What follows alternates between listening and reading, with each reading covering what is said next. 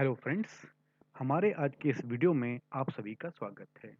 आज के इस वीडियो में हम करंट अफेयर से रिलेटेड क्वेश्चंस के ऊपर डिस्कशन करेंगे, उनके ऊपर चर्चा करेंगे और जनरल स्टडीज के सेक्शन को आगे बढ़ाएंगे। हम आज के अपने वीडियो में आगे चलें उसके पहले अगर अभी तक आपने हमारे चैनल को सब्सक्राइब नहीं किया है तो करें, हमारे वीडियोस को देखें, शेयर करें, लाइक करें और अपने ऑब्जर्वेशंस कमेंट सेक्शन में लिख करके हमको बताएं। तो आते हैं आज के अपने वीडियो पे और आज का हमारा पहला प्रश्न है कि कौन व्यक्ति हाल ही में प्रधानमंत्री फसल बीमा योजना के नए सीईओ बने हैं। Option A Abhimanyu Goyal, option B Ritesh Chauhan, option C Rakesh Tripathi या ऑप्शन डी आदित्य सेन। तो इस प्रश्न का सही उत्तर है ऑप्शन बी रितेश चौहान, जिनकी नियुक्ति अभी अक्टूबर 2021 में ही की गई है। रितेश चौहान 2005 बैच के हिमाचल कैडर के आईएएस ऑफिसर हैं, जो अभी तक पीएमओ में डायरेक्टर की पोस्ट पे काम कर रहे थे और इसी महीने उनकी नियुक्ति प्रधानमंत्री फसल बीमा योजना के नए सीईओ के तौर पर हुई है।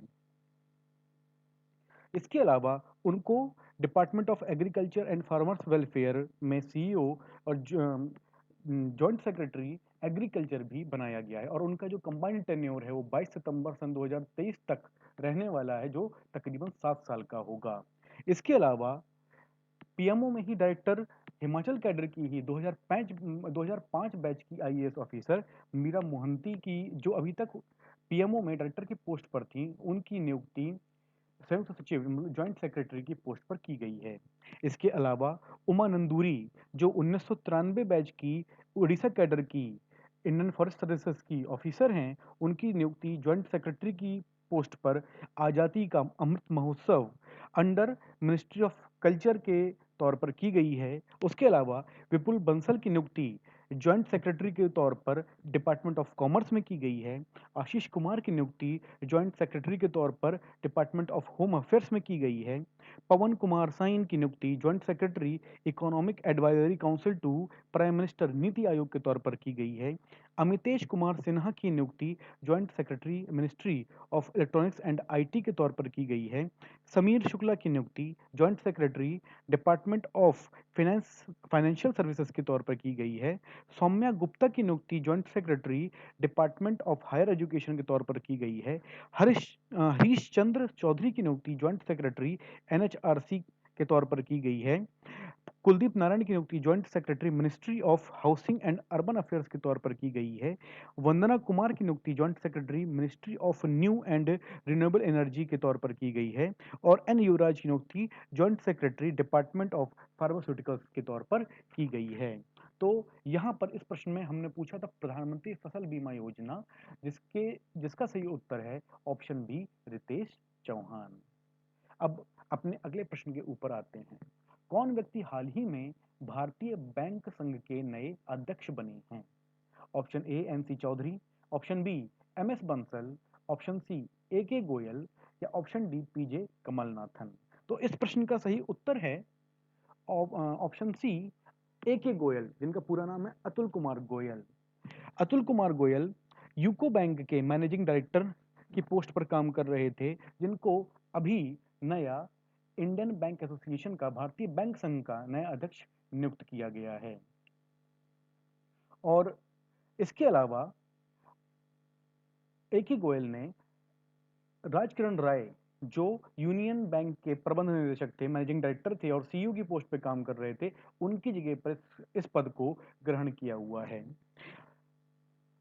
इंडियन बैंक एसोसिएशन की स्थापना 26 सितंबर 1946 में की गई थी और इसका मुख्यालय मुंबई में है। शुरुआत में इंडियन बैंक एसोसिएशन में 12 मेंबर हुआ करते थे, जिनकी संख्या आज की तारीख में बढ़कर के 247 हो गई है।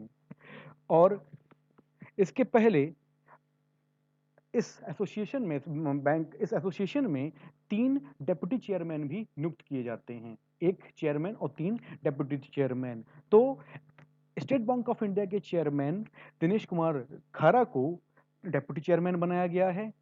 कैनरा बैंक के सीईओ एलवी प्रभाकर को डेप्यूटी चेयरमैन बनाया गया है और आईडीबीआई बैंक के सीईओ श्री राजेश शर्मा को भी डेप्यूटी चेयरमैन नियुक्त किया गया है। इसके अलावा श्री ए.के. गोयल को पंजाब नेशनल बैंक के सीएमडी के तौर पर भी नियुक्त किए जाने की बात चल रही थी, लेकिन फिलहाल अभी उनको भारतीय बैंक संघ के अध्यक्ष के पद पर नियुक्त कर दिया गया है। तो अब आते हैं अपने अगले प्रश्न के ऊपर। हाल ही में कौन भारतीय व्यक्ति वर्ल्ड स्टील एसोसिएशन के नए चेयरमैन बने हैं? Option A Pradeep Jindal, option B Arun Sethi, option C Ranveer Goswami and option D Sajjan Jindal. तो इस प्रश्न का सही उत्तर है ऑप्शन डी सज्जन जिंदल। सज्जन जिंदल जेएसडब्ल्यू स्टील से ताल्लुक रखते हैं और उसके सीएमडी की पोस्ट पर काम कर रहे हैं। इनका टेन्योर सन 2021-22 तक का होगा, ठीक। और सज्जन जिंदल पहले भारतीय हैं जिनको इस पोस्ट पर, इस पद पर नियुक्त किया गया है। वर्ल्ड स्टील एसोसिएशन की स्थापना 10 जुलाई सन 1967 में ब्रुसेल्स बेल्जियम में की गई थी, जहां पर इसका हेड ऑफिस है। उसके अलावा सन 2006 में इसका एक दूसरा ऑफिस बीजिंग चाइना में खोला गया था, जो स्टील का सबसे बड़ा उत्पादक देश है और भारत का नंबर इस क्रम में दूसरा आता है। शुरुआत में वर्ल्ड स्टील एसोसिएशन का नाम international iron and steel institute हुआ करता था, जिसको सन 2000 में बदल करके वर्ल्ड स्टील एसोसिएशन कर दिया गया था। तो इस प्रश्न का यहां पर सही उत्तर है सज्जन जिंदल। अब आते हैं अपने अगले प्रश्न के ऊपर। हाल ही में अलेक्जेंडर शेलेनबर्ग किस देश के नए चांसलर बने हैं? Option A Germany, option B Brazil, option C Austria या ऑप्शन डी फ्रांस। तो चांसलर इन जनरल सब लोगों ने ये सुना होगा कि जर्मनी में होते हैं, लेकिन यहाँ पर इस प्रश्न का सही उत्तर है ऑस्ट्रिया। वहां पर भी चांसलर की ही नियुक्ति की जाती है। तो अलेक्जेंडर शोलेनबर्ग ऑस्ट्रिया के नए चांसलर बने हैं सेबेस्टियन कुर्ज के इस्तीफा देने के बाद। और इसके अलावा माइकल लिनहार्ड को ऑस्ट्रिया का नया विदेश मंत्री बनाया गया है। अलेक्जेंडर शोलेनबर्ग कॉलेज ऑफ यूरोप से ग्रेजुएट हैं और उन्होंने अपने करियर की शुरुआत एक तरीके से राजनयिक के तौर पे की थी और उसके बाद वो विदेश मंत्री बने और सेबेस्टियन कुर्ज के सलाहकार और मेंटोर भी बन गए। कुर्ज ने उन्हें रणनीतिक विदेश नीति नियोजन के निदेशक के साथ साथ यूरोपीय विभाग के प्रमुख के रूप में भी अपॉइंट किया था। लेकिन जब इस वर्ष सेबेस्टियन कुर्ज ने अपना इस्तीफा दिया तो अलेक्जेंडर सोलेनबर्ग को ऑस्ट्रिया का नया चांसलर अपॉइंट कर दिया गया।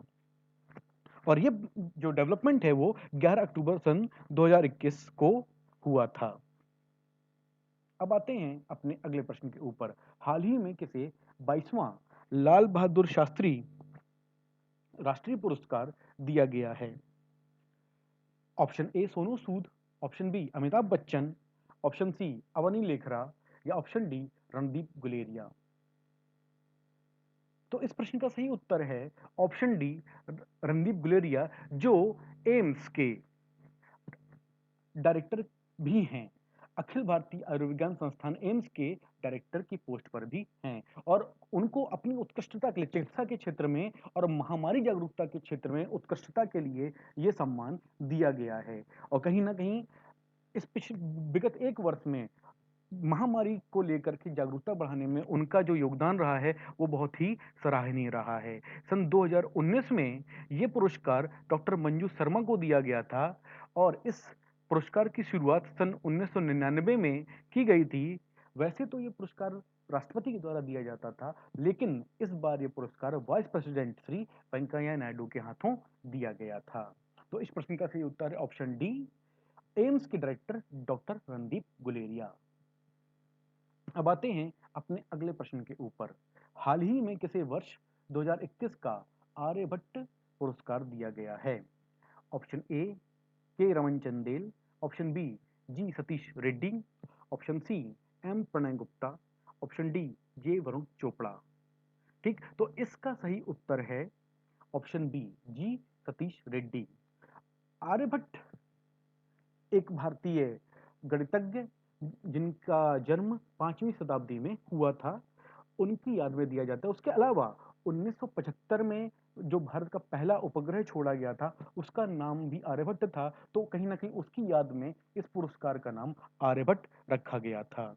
और इस सन 2021 में ये पुरस्कार डॉक्टर जी सतीश रेड्डी को दिया गया है और इस पुरस्कार की शुरुआत एस्ट्रोनॉटिकल सोसाइटी ऑफ इंडिया ने जिसकी स्थापना सन 1990 में हुई थी, उसने किया था। और जो कंट्रीब्यूशन लोगों का होता है एस्ट्रोनॉटिक्स के क्षेत्र में, एरोस्पेस के क्षेत्र में, उसके लिए ये पुरस्कार दिया जाता है। Doctor G Satish Reddy secretary हैं department of defence and research and development में, चेयरमैन हैं डीआरडीओ के defence research and development organisation के, डायरेक्टर जनरल हैं एरोनॉटिकल डेवलपमेंट एजेंसी के, और जिन्होंने तेजस को डेवलप करने में मदद की थी। और इसके पहले उनको होमी जहांगीर भाभा गोल्ड मेडल से भी सम्मानित किया जा चुका है। तो इस प्रश्न का सही उत्तर है जी सतीश रेड्डी। तो आते हैं अब अपने अगले प्रश्न के ऊपर। हाल ही में David card, Joshua D angst और गुइडो डब्ल्यू इम्बेंस को किस क्षेत्र में वर्ष 2021 का नोबेल पुरस्कार मिला है? ए साहित्य, बी अर्थशास्त्र, सी शांति या डी चिकित्सा। तो इस प्रश्न का सही उत्तर है बी अर्थशास्त्र, इकोनॉमिक्स। दुनिया का सबसे प्रतिष्ठित पुरस्कार नोबेल प्राइज को माना जाता है और अर्थशास्त्र के क्षेत्र में भी ये पुरस्कार दिया जाता है। तो सन 2021 के अर्थशास्त्र के नोबेल पुरस्कार डेविड कार्ड को आधा दिया गया था और आधा जोशुआ डी एंग्रिस्ट और गुइडो डब्ल्यू इम्बेंस को दिया गया था। डेविड कार्ड को श्रम अर्थशास्त्र में उनके प्रयोग सिद्ध योगदान के लिए दिया गया और दूसरा आधा हिस्सा संयुक्त रूप से जोशुआ डी एंग्रिस्ट को और गुइडो डब्ल्यू इम्बेंस को कारण संबंधों के विश्लेषण में उनके मेथोडोलॉजिकल योगदान के लिए दिया गया। मतलब कि कॉज रिलेशनशिप में जो एनालिसिस उन्होंने की मेथोडोलॉजिकल कंट्रीब्यूशन के लिए, उसमें दिया गया। उसके अलावा वर्ष 2021 का साहित्य का नोबेल पुरस्कार अब्दुल रज्जाक गुरनाह को दिया गया। नोबेल का शांति का नोबेल पुरस्कार मारिया रेसा और दिमित्री मोराटोव को दिया गया और रसायन का नोबेल पुरस्कार बेंजामिन लिस्ट और डेविड मैकमिलन को दिया गया है। तो आते हैं अब अपने अगले प्रश्न के ऊपर। अगला प्रश्न कहता है, हाल ही में कौन ऑस्ट्रेलियाई धरती पर टेस्ट शतक बनाने वाली प्रथम भारतीय महिला क्रिकेटर बनी है? Option A Shafali Verma, option B Jhulan Goswami, option C Smriti Mandhana और ऑप्शन डी हरमनप्रीत कौर।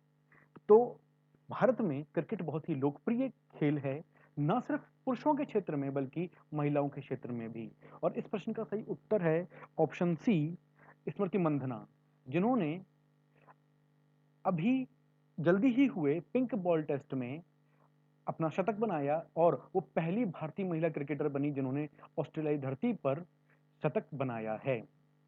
उन्होंने अपना शतक 170 गेंदों पर पूरा किया और इस पारी में उन्होंने 18 चौके और एक छक्का भी लगाया। तो आते हैं अब अपने अगले प्रश्न के ऊपर। अब ये प्रश्न कह रहा है, लेह में दुनिया का सबसे बड़ा खादी निर्मित राष्ट्रीय ध्वज फहराया गया है, जिसकी लंबाई और चौड़ाई है। Option A 200 by 150 feet, option B 225 by 125 feet, option C 225 by 145 feet या ऑप्शन डी 225 बाई 150 फीट।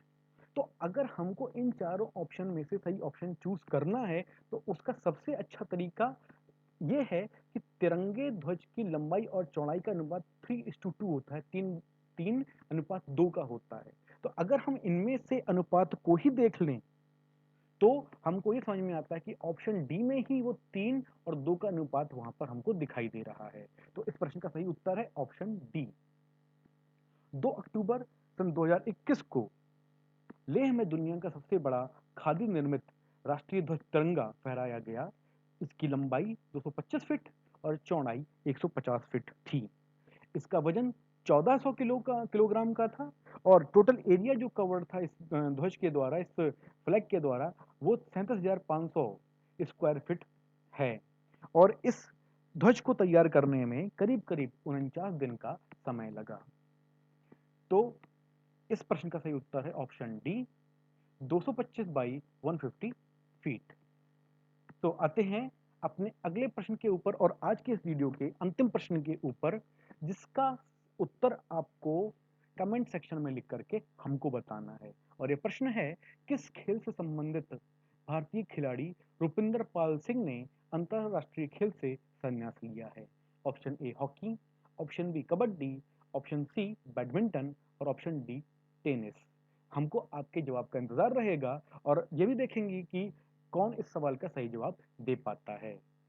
तो आज के वीडियो में इतना ही।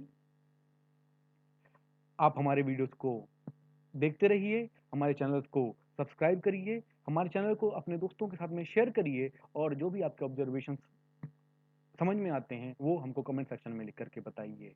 So that's all for today. Thank you very much.